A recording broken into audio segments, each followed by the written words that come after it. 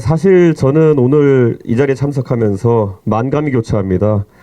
2년이 지났나요? 그때 언론중재법에 반대하는 시위를 롯데현대홀에서 주도했던 그 당시 야당 대표 이준석이 오늘은 또 윤석열 정부의 언론 장악 시도를 규탄하기 위해서 이 자리에 서 있습니다. 그만큼 언론 장악이라는 것은 권력을 가진 집단이 뿌리치기 어려운 유혹인 것 같습니다. 또다시 영화 반지의 제왕이 생각납니다. 이 언론 장악의 절대 반지를 놓치지 않기 위한 그런 권력자들의 움직임. 하지만 잊지 말아야 될 거는 그 절대 반지가 결국 그들을 파멸시킨다는 것들을 권력자들은 잊지 말아야 될 것입니다. 저는 지금 방심이나 이런 기관들이 사실 권력의 주구가 되어서 하고 있는 행동들에 대해서 강한 문제의식을 가지고 있습니다.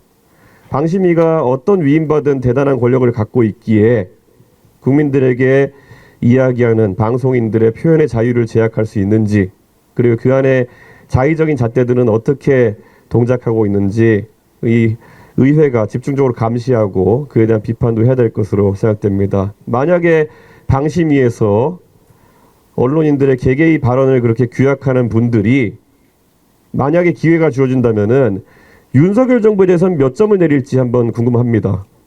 저라면 윤석열 정부에 대해서도 퇴출 명령, 경고 내령을 내려주실 것이다. 저는 이렇게 생각합니다.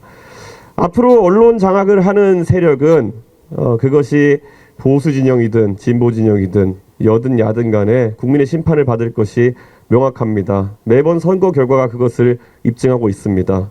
언론중재법을 입법하려고 했던 집단은 대선에서 패배했고, 그리고 방송 3법의 입법을 막아세웠던 집단은 총선에서 패배했습니다. 이 간단한 진리를 꼭 깨우쳤으면 하는 생각입니다. 저도 어느 정치인보다도 언론에 의해서 띄워질 때도 있고 또 비판받을 때가 많은 인물입니다. 그러다 보니 그 과정 속에서 깨달은 것이 있습니다. 제가 잘하고 있을 때 저를 내려치는 것도 불가능하고 제가 못하고 있을 때 저를 띄우는 것도 불가능하다는 걸 알고 있습니다. 결국에는 정치인 그리고 정당이 잘했을 때 그것을 더 널리 알려주는 역할이 언론의 역할인 것이고, 못했을 때 더 널리 알려서 비판받을 수 있게 하는 것이 언론의 역할입니다. 그래서 윤석열 정부에게 경고하겠습니다. 절대 언론 때문에 윤석열 정부가 국민들의 비판을 받는 것이 아닙니다.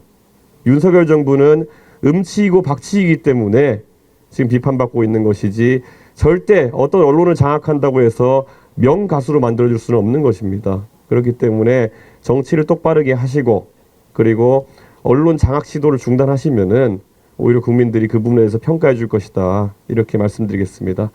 다시 한번 말씀드리지만 개혁신당은 어쩌다 보니 정치의 여정 속에서 항상 언론의 자유를 지키는 방향 속에서 서 있어 왔습니다. 그렇기 때문에 지금까지 21대 국회에 추진되었던 그런 여러 가지 노력에 더해가지고 개혁신당이 창당하면서 사실 다시는 이런 공영방송에 대한 장악 시도가 이어지지 않길 바라는 마음에서 공영방송 사장에 대한 임명동의제 같은 것을 최우선 과제로 내건 바가 있습니다. 이런 부분도 앞으로 야권의 논의 과정에서 병합해서 저희가 함께 추진해 나갈 수 있었으면 좋겠다라는 말씀으로 제 의견을 마치겠습니다. 항상 언론 노조와 그리고 언론 유관 단체들 그리고 관계자분들의 노력에 개혁신당을 함께 하도록 하겠습니다. 감사합니다.